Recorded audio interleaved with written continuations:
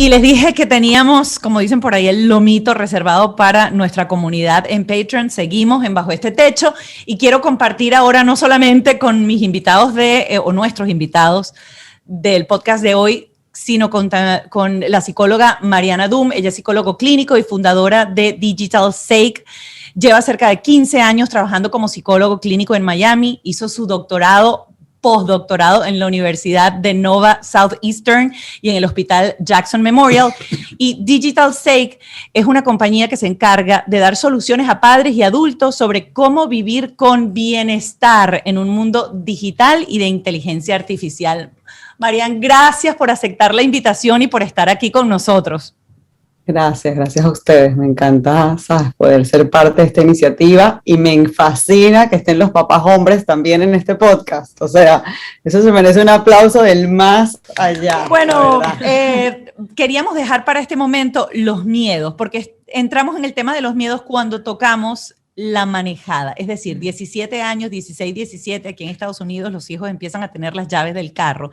Y Camila en ese momento dijo, yo estoy trabajando en terapia y todo con mis miedos. Y a eso le quiero sumar a Ralph, que esta semana fue una cosa que sucedió ahorita. O sea, el niño está agarrando con un stroller por la calle en Collins. Un scooter. ¡Qué susto!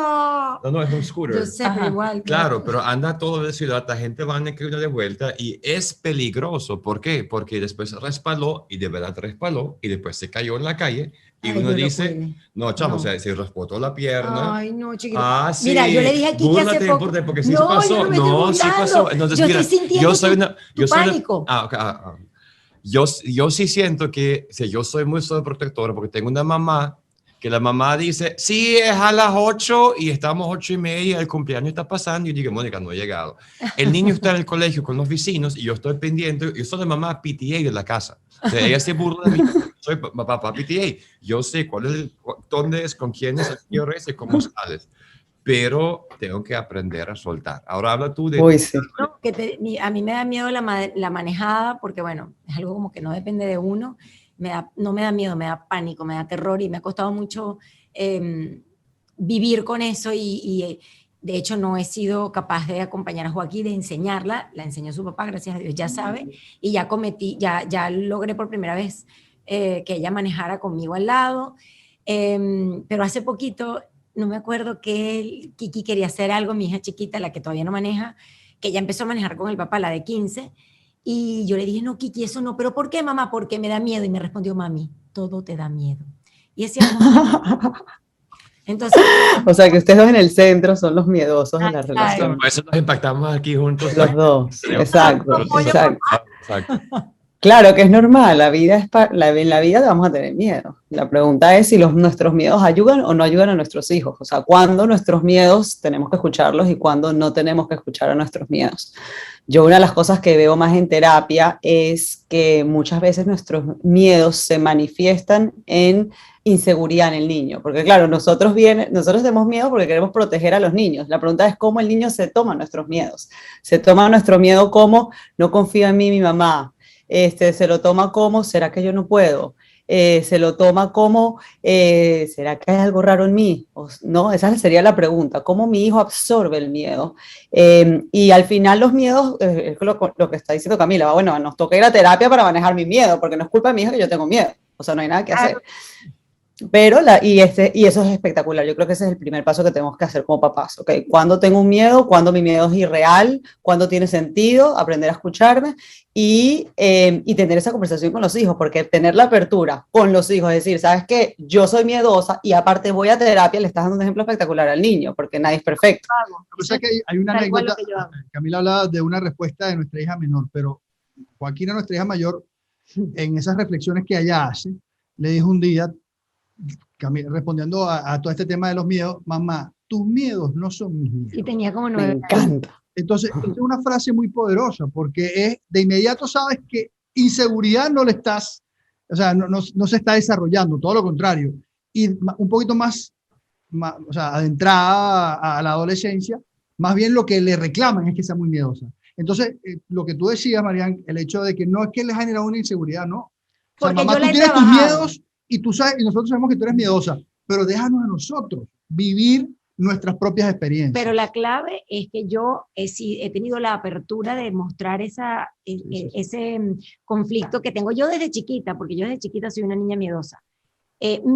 Mis miedos es raro, porque yo tengo solo miedo a todo lo que pueda afectar la integridad física. De hecho, hay algo muy divertido desde chiquita. Pero es que hasta la vida, bañarse en la ducha puede afectar tu integridad física. Es lo No, que yo bueno, digo. obvio, claro, pero yo siempre les digo, cuando ellas se van, esto es horrible, Ajá. yo les digo, cuando vayan al camping y todo, todavía les digo, hija, cuida tu integridad. Sí, la propia doña. Y yo le digo La así, propia y doña. ellas saben y ya se ríen y todo, le digo, cuida tu integridad, tu cuerpecito, cuando vayas a hacer algo, siempre pendiente de cuidar tu cuerpo, de cuidar tu vida, eso es lo único que a mí me da miedo, pero creo, no me quiero tirar flores a mí misma, pero como yo lo he tratado con mi médico psiquiatra, como yo lo he hablado, como yo lo he compartido, ellas, ninguna de nuestras hijas son inseguras, todo lo contrario. Por eso me refiero. Claro, sienten que es tu problema, que no es el de ellas. Sí, y saben y se ríen, ya ha llegado un punto que ya ahora se ríen, por lo menos yo empecé a mandar a mis hijas al camping que me daba terror, no miedo, sino lo siguiente.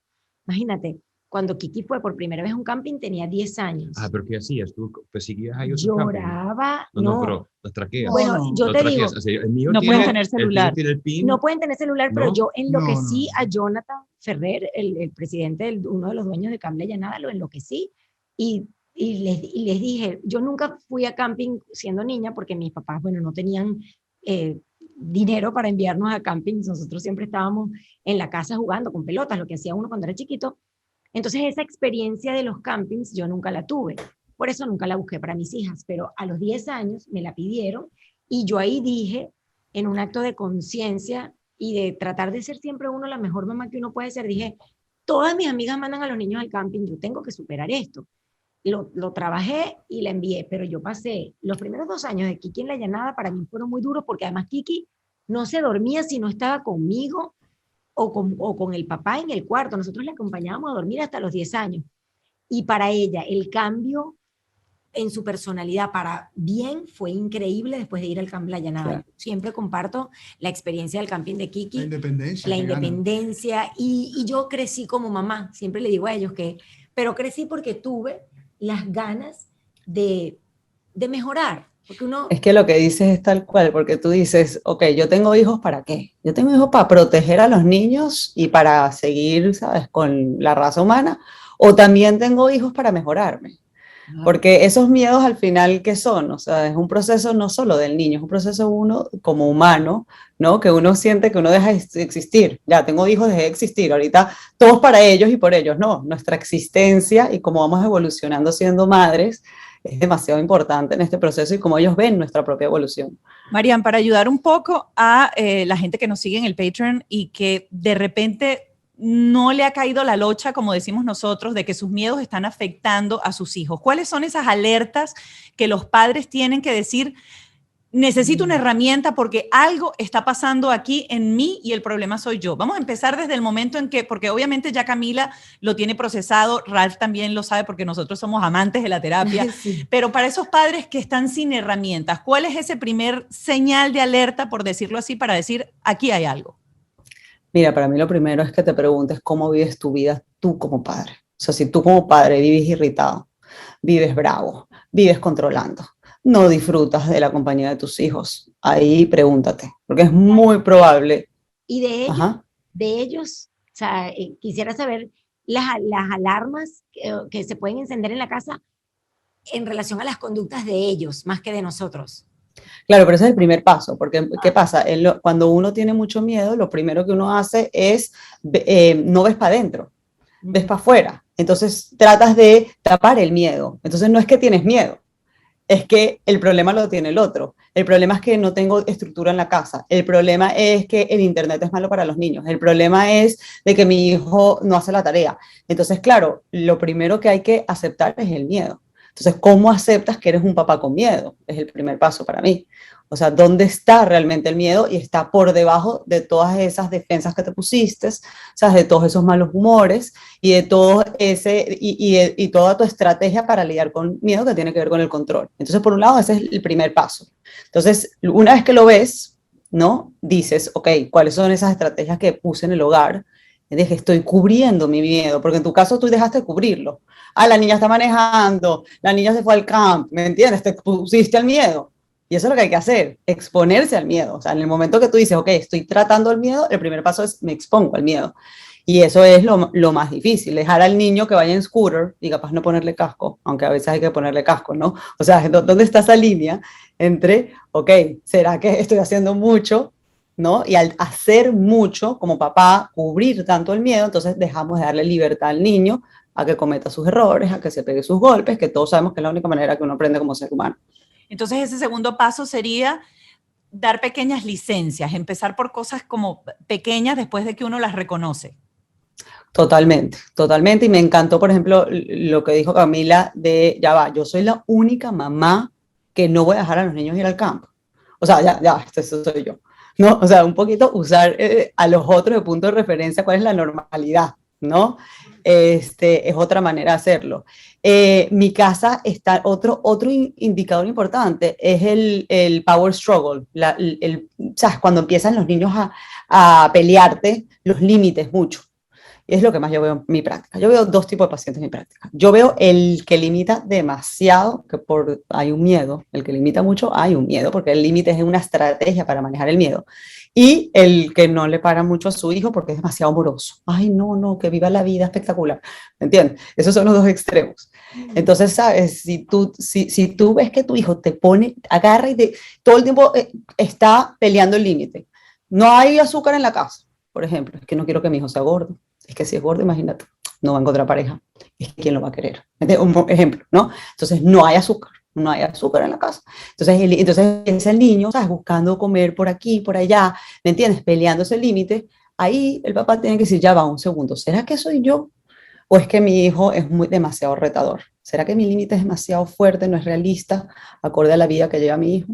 ¿Y qué se lleva mi hijo? ¿Qué se está llevando mi hijo a raíz de mi límite? ¿Es más importante el límite o es mejor cometer los errores, ¿no? Para la vida del niño, al final. Cuando le explicas al niño acerca de ese miedo que tú tienes, vamos a poner el caso del scooter, ¿verdad? Ir por la acera. Yo había salido una semana antes con él, yo iba con el stroller de la chiquitica y él iba en su scooter. Y mi hijo, desde que es muy niñito, porque yo recuerdo que cuando él empezó a caminar, nosotros le teníamos una luz roja y verde en la mano, un bombillo que se prendía. Y yo siempre dije, ¿por qué los niños de la calle saben cruzar las calles y los niños de uno tienen 10 años y todavía uno está no, con aquel estrés porque el niño lo van a atropellar? Entonces nosotros, desde que él era muy chiquitito, le dimos esa luz en la mano, que era como una cosa de señal roja y verde, y le decíamos, cuando llegues a la intersección, a la calle, tú tienes que mostrarle al carro que viene el bombillo rojo. Y así empezamos a enseñarle a él eso. Por eso cuando él va con el scooter, él tiene mucha conciencia, aunque es un niño de 8 años, de 7 años, y yo lo sé que es un niño. Él, cada vez que ve una salida del estacionamiento, él se detiene. O sea, él tiene esa conciencia porque tiene 7 años. Voy a poner contexto. Y ahí va. Voy a poner contexto. El año pasado murió un niño en ese cruce en nuestra calle. Claro, sí.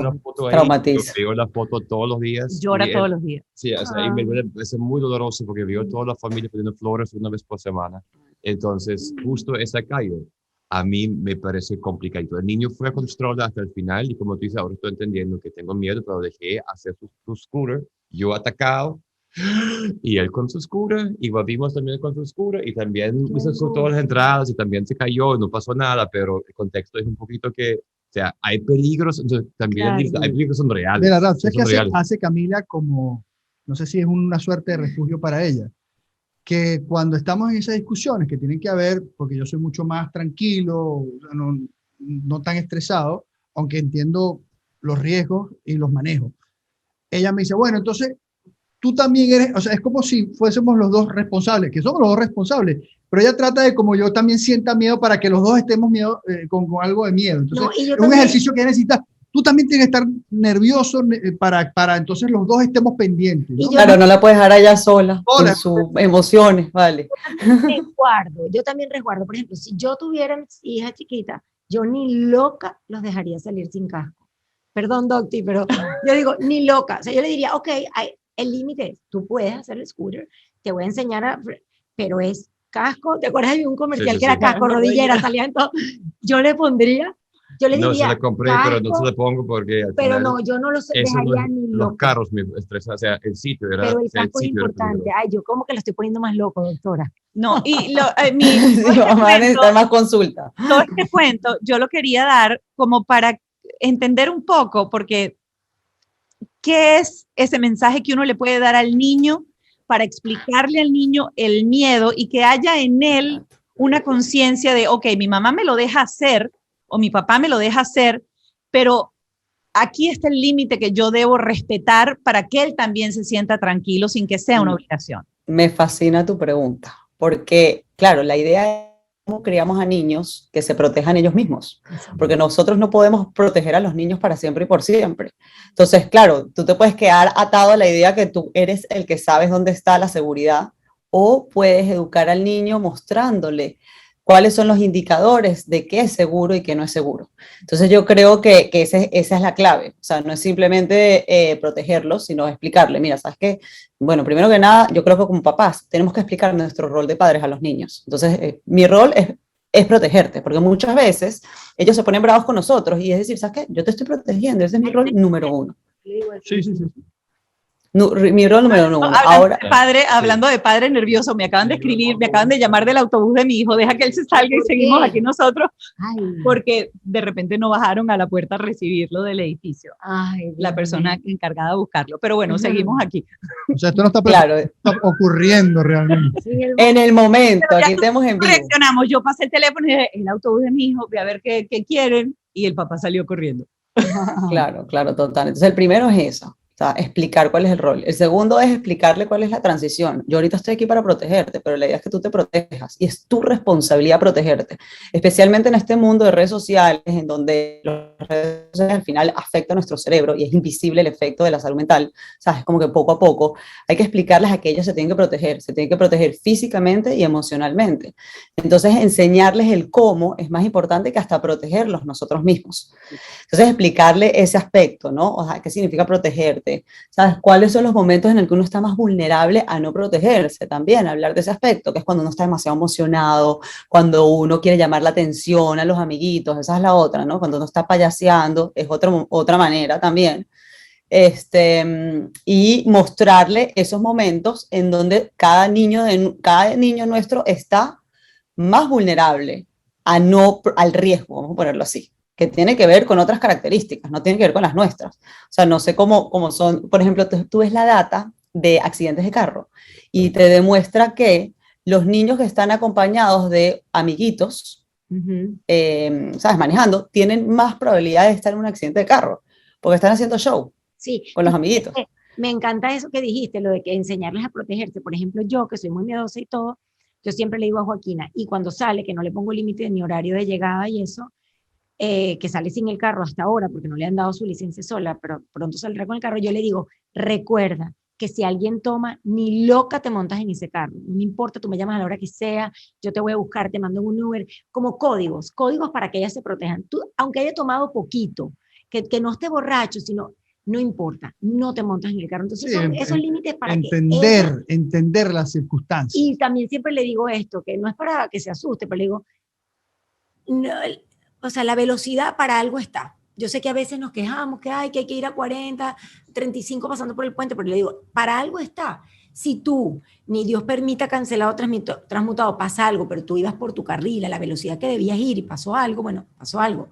Las cosas pasan a veces, las cosas malas también nos pasan, pero que no quede nada que tú hiciste O que dejaste de hacer. o que dejaste de hacer. Entonces, como es lo que tú dices, como que darles la herramienta para que ellas se protejan solas, porque uno no va a estar, y es cierto, con el tema que hablamos hace poquito del alcohol, de las drogas, eso se los digo yo mucho a ella. Yo le digo, cuando vengan con el cigarro, con el Juul y eso, yo no voy a estar ahí. Tú vas a poder hacer lo que quieras y les digo así, lo más seguro es que ni me entere, pero eso es malo para ti. Entonces, como que, bueno. Claro. Vamos a ir cerrando. Yo voy a echar un cuento de mi papá, que él decía que cuando yo veía que la gente estaba tomando, en Venezuela se baila mucho, se baila merengue y todo eso, cuando uno salía, que yo me pusiera a bailar así bien apretadito con el muchacho, le metiera la mano en el bolsillo, agarrara las llaves y yo manejaba el carro. Ay, qué lindo. Lo dejaba él en su casa y me llevaba yo el carro para la mía. Qué bello tu papá. Buenos consejos. Marian, gracias Gracias. por tu conocimiento, gracias por tus indicaciones. Estoy segura que va a ayudar a muchas personas que están en este momento lidiando con sus miedos, con hijos, no importa de la edad que tengan, pero lidiando con sus miedos y cómo manejarlos. Creo que lo más importante es saber que las herramientas como tú están a disposición y es importante tenerlas a la mano, así que me encantaría que compartieras de qué manera pueden contactarte si quieren hacer terapia contigo o hacer una consulta contigo. Bueno, por mi Instagram, Dr. Dr. Mariam Dum, pura gemes. Estoy a la orden. Y bueno, nada, me encanta esta iniciativa. Sí, yo creo que este tipo de podcasts es una oportunidad espectacular ante la reflexión y obviamente que el trabajo más profundo sí se hace con ayuda. O sea, terapia grupal o terapia individual, ¿sabes? Y buscar, ¿no? el espacio para generar el cambio, ¿no? Porque eso es como que un espacio en particular que uno necesita. Pero este tipo de iniciativa que ustedes tienen, me encanta, estoy feliz de poder de haber participado y de ver esa apertura en ustedes, ¿no? Como ejemplos de la comunidad y de decir cómo están, cómo se sienten, ¿no? Ser tan honestos ayuda un montón a que la gente se abra más y sea más vulnerable también. Así que gracias por la oportunidad. Gracias, Mariam. Qué gusto. Gracias, mi niña. Igual.